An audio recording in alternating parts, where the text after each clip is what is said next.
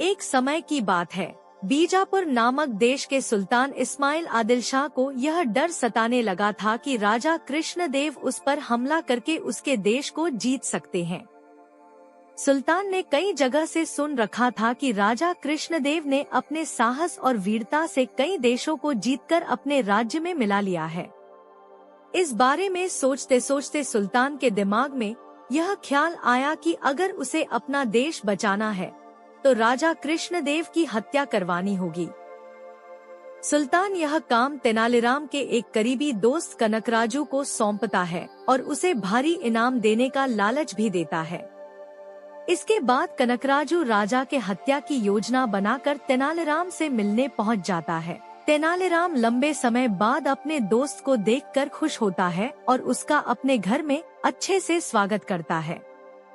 कुछ दिनों के बाद जब तेनालीराम किसी काम से घर से बाहर जाता है तो कनकराजू राजा कृष्णदेव के पास तेनालीराम का संदेश पहुंचाता है कि अगर आप इस वक्त मेरे घर आएंगे तो मैं आपको अनोखी चीज दिखाऊंगा।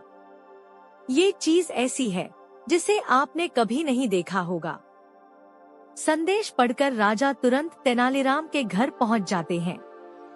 घर के अंदर जाते समय राजा कृष्णदेव अपने साथ कोई हथियार नहीं लेकर जाते और सिपाहियों को भी बाहर ही रुकने का आदेश देते हैं। राजा के घर में घुसते ही कनकराजू उन पर छुरे से वार कर देता है, लेकिन राजा कृष्णदेव बड़ी ही चतुराई से कनकराजू के वार को रोक देते हैं और अपने सिपाहियों को आवाज लगाते हैं।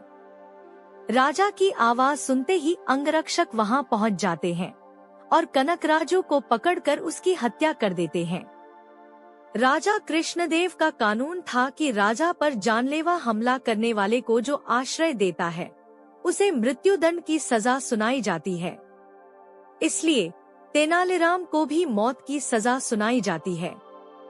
मृत्युदंड मिलने के बाद तेनालीराम राजा से माफी की गुहार लगाता है, लेकिन राजा कृष्णदेव कहते हैं, तेनालीराम, मैं तुम्हारे लिए राज्य के नियम नहीं बदल सकता। तुमने उस व्यक्ति को अपने घर में रहने दिया जिसने मुझे मारने की कोशिश की थी, इसलिए मैं तुम्हें क्षमा तो नहीं कर सकता, लेकिन तुम्हें किस तरह की मृत्यु चाहिए यह निर्णय मैं तुम पर छोड़ता हूँ। इतना सुनते ही तेनालीराम कहता है, महाराज, मुझे बुढ़ापे की मौत चाहिए। यह सुनकर सभी हैरान हो गए और राजा कृष्णदेव हंसते हुए कहते हैं, तेनालीराम, तुम अपनी समझदारी से फिर बच गए। कहानी से सीख, चाहे जितनी बड़ी मुश्किल की घड़ी हो, लेकिन अगर समझदारी से काम लिया जाए तो हर समस्या का हल निकल सकता है। तेनालीराम ने भी ऐसा ही किया। सामने मौत नजर आते हुए भी उसने दिमाग से काम लिया और अपनी जान बचाई।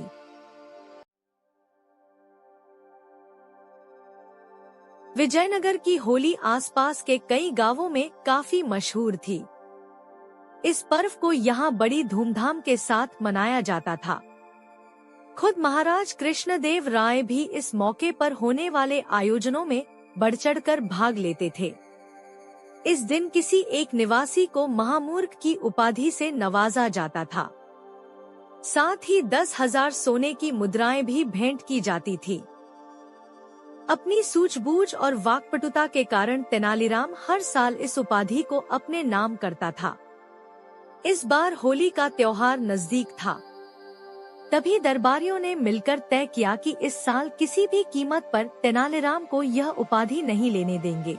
दरबारियों ने योजना बनाई कि तेनालीराम को चुपके से भांग पिला देंगे, ताकि तेनालीराम होली के उत्सव में हिस्सा ही न ले सके। होली कार्यक्रम का आयोजन इस साल एक खास बगीचे में हुआ था। वहाँ खूबसूरत सजावट के साथ ही होली खेलने वाले लोगों के लिए रंग, इत्र से तैयार गुलाल और तरह तरह के पकवान रखे गए थे। उत्सव की शुरुआत महाराज की घोषणा के साथ हुई, जिसमें महाराज ने कहा कि सभी दिल खोलकर खाएं पिएं और होली खेलें। साथ ही इस बात का भी ध्यान रखें कि किसी भी दूसरे व्यक्ति को उनसे कोई तकलीफ न हो।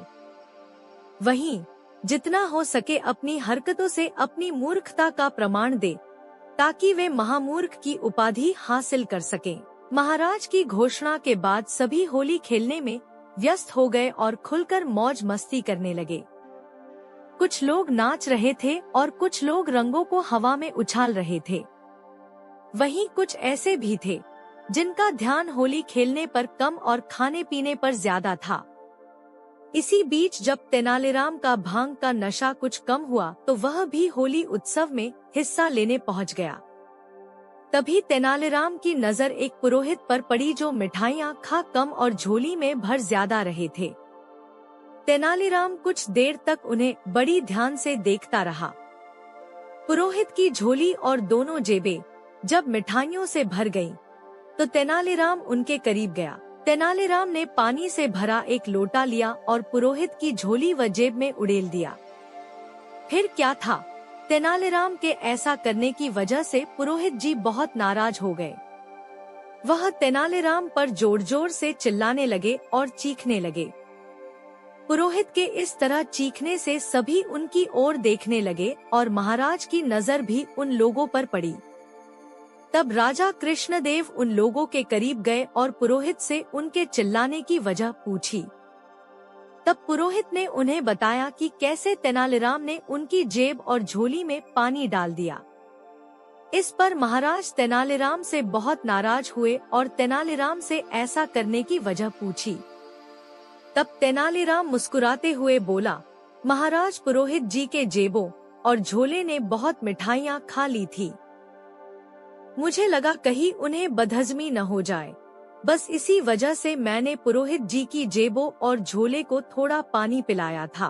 तेनालीराम की बात सुनकर महाराज जोर जोर से हंसने लगे और कुछ देर बाद बोले, तुम सबसे बड़े महामूर्ख हो, भला झोला और जेब भी कहीं मिठाइयाँ खाते हैं क्या? महाराज की बात सुनकर तेनालीराम को भी हंसी आ गई और उसने पुरोहित की जेबों व झोले को पलट दिया। ऐसा करते ही सारी बर्फी और मिठाइयाँ घास पर गिर गई। पुरोहित जी भी अपने किए पर बहुत शर्मिंदा हुए। देखते ही देखते वहाँ मौजूद सभी लोग जोर जोर से हंसने लगे। तभी तेनालीराम ने महाराज से पूछा कि क्या आपने मुझे महामूर्ख कहकर पुकारा? वहीं तेनालीराम ने वहाँ मौजूद अन्य दरबारियों से भी यही पूछा, क्या आप सबको भी मैं महामूर्ख लगता हूँ? तब सभी ने एक स्वर में कहा, तुमने जो अभी हरकत की है वह महामूर्ख वाली ही है। बस फिर क्या था, हर साल के जैसे ही इस साल भी होली के मौके पर दी जाने वाली महामूर्ख की उपाधि चालक और चतुर तेनालीराम को ही मिली। साथ ही उसे 10,000 स्वर्ण मुद्राएं भी दी गई। कहानी से सीख, विपरीत परिस्थिति में भी यदि व्यक्ति बुद्धि और समझदारी से काम ले तो जीत जरूर मिलती है। दक्षिण भारत के विजयनगर में राजा कृष्णदेव राय का राज था। एक बार विजयनगर में चूहों ने बहुत तबाही मचाई, जिससे पूरी प्रजा परेशान थी, क्योंकि चूहे आए दिन किसी के कपड़े कुतर जाते तो किसी की फसल और अनाज को नुकसान पहुंचाते। इससे परेशान होकर एक दिन पूरी प्रजा राजा कृष्णदेव राय के दरबार में पहुंची और उनकी समस्या दूर करने की प्रार्थना की। प्रजा के मुखिया ने राजा कृष्णदेव राय से कहा, महाराज, हमें चूहों के आतंक से मुक्ति दिलाइए। हम इन चूहों के आतंक से तंग आ चुके हैं। मुखिया की बात सुनकर राजा ने आदेश दिया कि हर घर में एक बिल्ली पाली जाए और उसकी देखभाल की जाए। बिल्लियों की देखभाल के लिए उन्होंने हर घर में एक एक गाय भी दे दी। महाराज ने तेनालीराम को भी एक बिल्ली और एक गाय दी। बिल्लियों के आने से चूहे कुछ ही दिनों में भाग गए और गायों का दूध पीकर बिल्लियां भी मोटी हो गईं। अब प्रजा के सामने बस एक ही समस्या थी कि समय से बिल्लियों को दूध दिया जाए और गायों का पालन किया जाए। वहीं बिल्लियां दूध पी पी कर इतनी मोटी हो गईं कि चलती फिरती तक नहीं थी। तेनालीराम की बिल्ली भी मोटी और सुस्त हो गई थी। वह अपनी जगह से हिलती भी नहीं थी। एक दिन बिल्ली के आलसीपन से परेशान होकर तेनालीराम को योजना सूझी। उसने रोज की तरह बिल्ली के सामने दूध से भरा कटोरा रख दिया, लेकिन इस बार दूध बहुत गर्म था। उसे मुंह लगाते ही बिल्ली का मुंह जल गया और उसने दूध नहीं पिया। इस प्रकार कई दिन निकल गए, जिससे बिल्ली दुबली हो गई और भागने भी लगी। इसी बीच राजा कृष्णदेव राय ने सभा में बिल्लियों का निरीक्षण करने का ऐलान कर दिया और एक तय दिन पर पूरी प्रजा को अपनी अपनी बिल्लियां दरबार में लाने का आदेश दिया। सभी की बिल्लियां बहुत मोटी हो गई थी, लेकिन तेनालीराम की बिल्ली बहुत दुबली थी। राजा ने इसका कारण पूछा तो उसने कहा कि मेरी बिल्ली ने दूध पीना छोड़ दिया है। राजा ने इस बात को नहीं माना और उसने एक कटोरा दूध बिल्ली के सामने रखा। दूध को देखते ही बिल्ली भाग खड़ी हुई। इस घटना को देखकर सभी दंग रह गए। राजा ने तेनालीराम से इसका राज जानना चाहा। तब तेनालीराम ने कहा, महाराज, अगर सेवक ही आलसी हो जाए तो उसका रहना मालिक पर बोझ बन जाता है। वैसे ही इन सभी बिल्लियों के साथ भी है। मैंने अपनी बिल्ली का आलस भगाने के लिए उसे गर्म दूध दिया, जिससे उसका मुंह जल गया और वह खुद से ही अपना भोजन तलाशने लगी। इससे वह ठंडा दूध देखकर भी भाग जाती और अपना भोजन खुद ही तलाश करती। धीरे धीरे यह चुस्त और तेज हो गई। ठीक ऐसे ही मालिक को अपने सेवक के साथ करना चाहिए और उसे आलसी नहीं बनने देना चाहिए। तेनालीराम की बात राजा को पसंद आई और उन्होंने तेनालीराम को 1000 स्वर्ण मुद्राएं इनाम में दी। कहानी से सीख, हमें कभी भी किसी को इतना आराम नहीं देना चाहिए कि वह आलसी हो जाए, जैसे इस कहानी में बिल्ली के साथ हुआ। साथ ही मेहनत करने वाली की सभी कद्र करते हैं।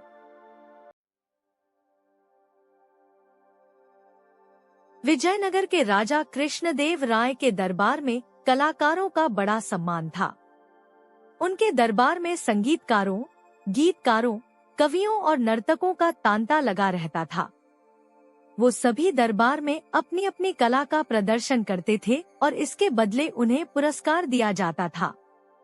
महाराज किसी भी कलाकार को कोई भी पुरस्कार या धन राशि देने से पहले तेनालीराम से सलाह जरूर मांगते थे। उन्हें यह पता था कि तेनालीराम बुद्धिमान तो है ही, साथ में उन्हें कला की भी अच्छी पहचान है। तेनालीराम को मिलने वाले इस सम्मान से बाकी दरबारियों को जलन थी। दरबारी चाहते थे कि राजा तेनालीराम पर विश्वास करना बंद कर दें। एक बार तेनालीराम दरबार में न आ सके। उनकी गैर मौजूदगी का फायदा उठाते हुए दरबारियों ने राजा के कान भरने शुरू कर दिए। उन्होंने राजा से कहा, महाराज, तेनालीराम बहुत बेईमान आदमी है। जिस भी कलाकार को उसे पुरस्कार दिलाना होता है, वो उससे पहले रिश्वत ले लेता है। इसलिए आप उससे इस विषय में सलाह लेना बंद कर दीजिए। 4-5 दिन तक तेनालीराम दरबार में नहीं आए, तो दरबारियों ने फिर वही बात राजा से कही। सभी दरबारियों के बार बार कहने पर राजा को भी तेनालीराम पर शक हो गया। जब कुछ दिनों बाद तेनालीराम दरबार में उपस्थित हुए, तो उन्हें महाराज कुछ उखड़े उखड़े दिखाई दिए। तेनालीराम ने देखा कि अब महाराज ने किसी को पुरस्कार देने से पहले उससे सलाह लेना बंद कर दिया है। यह देखकर तेनालीराम बहुत उदास हो गए। फिर एक दिन राजा के दरबार में एक गायन प्रतियोगिता का आयोजन किया गया। प्रतियोगिता खत्म होते ही तेनालीराम बोले, एक गायक के अलावा सबको इनाम मिलना चाहिए। लेकिन राजा ने तेनालीराम की बात टाल दी और बिल्कुल उल्टा व्यवहार किया। उन्होंने उसे गायक को इनाम देकर बाकी सबको खाली हाथ लौटा दिया। तेनालीराम के लिए ये बहुत अपमानजनक बात थी। सभी दरबारी तेनालीराम का यह अपमान देखकर बहुत खुश हुए। कुछ दिनों बाद दरबार में एक बहुत ही सुरीला गायक अपनी कला का प्रदर्शन करने के लिए आया। राजा की आज्ञा पाकर उसने गाना शुरू किया। उसकी आवाज और सुरताल बहुत मधुर थे। उस दिन उसने दरबार में एक से बढ़कर एक गीत गाए और पूरी राजसभा को भाव विभोर कर दिया। जब उसका गायन समाप्त हुआ, तो तेनालीराम उस गायक से बोले, तुम्हारी आवाज बहुत मीठी है और मैंने ऐसे गीत अपने जीवन में कभी नहीं सुने। इस प्रतिभा के लिए तुम्हें 15,000 स्वर्ण मुद्राएं जरूर मिलनी चाहिए। तेनालीराम की बात सुनकर महाराज बोले, तुम्हारी कला वाकई में लाजवाब है, लेकिन हमारे राजकोष में किसी गायक के लिए इतना धन नहीं है, इसलिए अब तुम जा सकते हो। राजा की बात सुनकर गायक बहुत निराश हो गया और अपने वाद्य यंत्र समेटकर जाने लगा। तेनालीराम को उस प्रतिभावान गायक की दशा पर बहुत तरस आया। उन्होंने भरे दरबार में उस गायक को एक पोटली दे दी। यह देखकर दरबारी विरोध करने लगे। सभी एक स्वर में बोले कि जब राजा ने गायक को कुछ नहीं दिया तो तेनालीराम कौन होता है खैरात बांटने वाला। राजा को भी तेनालीराम की इस हरकत पर बहुत गुस्सा आया। उन्होंने सेवकों को आदेश दिया कि गायक से वो पोटली छीनकर मेरे पास लाओ। सेवक पोटली लेकर राजा के पास आए। राजा ने उस पोटली को खोला तो उसमें मिट्टी का एक बर्तन था। मिट्टी का बर्तन देखकर राजा ने तेनालीराम से सवाल किया कि ये बर्तन तुम गायक को क्यों देना चाहते हो। तेनालीराम बोले, महाराज, बेचारा यह गायक इनाम तो हासिल नहीं कर पाया, लेकिन कम से कम इस दरबार से खाली हाथ तो नहीं जाएगा। इस मिट्टी के बर्तन में वो तारीफ और वाहवाही भरकर ले जाएगा। तेनालीराम के मुंह से यह जवाब सुनकर राजा को उसकी दरियादिली और सच्चाई का ज्ञान हुआ। उनका गुस्सा गायब हो गया और राजा ने गायक को 15,000 स्वर्ण मुद्राएं इनाम में दे दी। इस तरह तेनालीराम ने अपनी सूझबूझ और ईमानदारी के बल पर राजा का विश्वास दोबारा हासिल कर लिया। वहीं तेनालीराम के विरोधी छोटा सा मुंह लेकर खड़े देखते रहे। कहानी से सीख। इस कहानी से हमें यही शिक्षा मिलती है कि सच की हमेशा जीत होती है और उसे अंत में सम्मान भी मिलता है। एक बार की बात है, राजा कृष्णदेव राय के दरबार में एक बहेलिया आया। बहेलिये को देख राजा काफी खुश हुए, क्योंकि राजा को पशु पक्षी बहुत प्यारे थे और बहेलिया एक रंग बिरंगा सुंदर पक्षी दरबार में लेकर आया था। दरबार में आकर बहेलिया बोला, महाराज, मैं कल ही इस खूबसूरत और विचित्र पक्षी को जंगल से पकड़ कर लाया हूँ। यह बहुत सुरीला है और तोते की तरह बात कर सकता है। साथ ही यह मोर की तरह नाच भी सकता है। आपको पशु पक्षी बहुत पसंद है, इसलिए मैं इस पक्षी को आपके पास बेचने के लिए लाया हूँ। महाराज काफी खुश हुए और बोले, देखने में तो यह पक्षी खूबसूरत नजर आ रहा है। मैं इसे जरूर खरीदूंगा और तुम्हें उचित इनाम भी दिया जाएगा। यह कहकर राजा ने बहेलिये को 50 सोने के सिक्के दिए और पक्षी को शाही बगीचे में रखने का आदेश भी दिया। यह देख तेनालीराम से रहा न गया और उसने उठकर कहा, महाराज, मुझे नहीं लगता है कि यह पक्षी मोर की तरह नाच सकता है। मुझे तो यह भी लगता है कि यह पक्षी कई सालों से नहाया तक नहीं है। यह सुनते ही बहेलिया घबरा गया और रोने वाला मुंह बनाकर बोला, महाराज, मैं बहुत ही गरीब बहेलिया हूँ। पंछियों को पकड़कर और उन्हें बेचकर ही मेरा घर चलता है। जितना मैं पशु पक्षियों को जानता हूँ, उसे प्रमाण की जरूरत नहीं है और न ही शक किया जाना चाहिए। बेशक मैं गरीब हूँ, लेकिन इसका मतलब यह नहीं कि तेनालीराम जी मुझे गरीब कहेंगे। यह बात सुनकर महाराज भी तेनालीराम पर नाराज हुए। उन्होंने तेनाली से कहा, क्या तुम अपनी इस बात को साबित कर सकते हो? इतने में तेनाली ने कहा, हाँ महाराज, मैं साबित कर सकता हूँ। ऐसा कहते हुए तेनाली एक जग में पानी भरकर ले आए और पिंजरे में बंद पक्षी पर डाल दिया। ऐसा करते ही दरबार में बैठा हर कोई हैरान होकर पक्षी की तरफ देखने लगा। राजा भी पक्षी को देखकर चौंक गए। तेनालीराम ने जैसे ही पक्षी पर पानी डाला, उस पर लगा सारा रंग उतर गया। पिंजरे में बंद पक्षी का रंग हल्का भूरा हो गया। राजा चौंक कर तेनाली की तरफ देखने लगे। तेनाली ने झट से राजा से कहा कि महाराज, यह एक जंगली कबूतर है, न कि कोई विचित्र पक्षी। महाराज ने तेनाली से पूछा, तेनाली, तुम्हें इस बात का कैसे पता चला कि इस पक्षी को रंगा गया है? तेनाली ने जवाब दिया कि महाराज, बहेलिये के नाखूनों पर गौर करें। बहेलिये के रंगीन नाखून और पक्षी का रंग एक जैसा ही है। इस बात से यह पता चल जाता है कि बहेलिये ने पक्षी को रंगा था। यह सब देखकर बहेलिया वहां से भागने ही वाला था कि सैनिकों ने उसे पकड़ लिया। राजा ने उसे जेल में बंदी बनाने का आदेश दिया और उसके सोने के सिक्के तेनालीराम को दे दिए। कहानी से सीख: झूठ को चाहे जितना भी छिपाने की कोशिश की जाए, वो सामने आ ही जाता है। इसलिए कभी भी झूठ बोलकर या लालच से किसी भी चीज की चाह न रखें।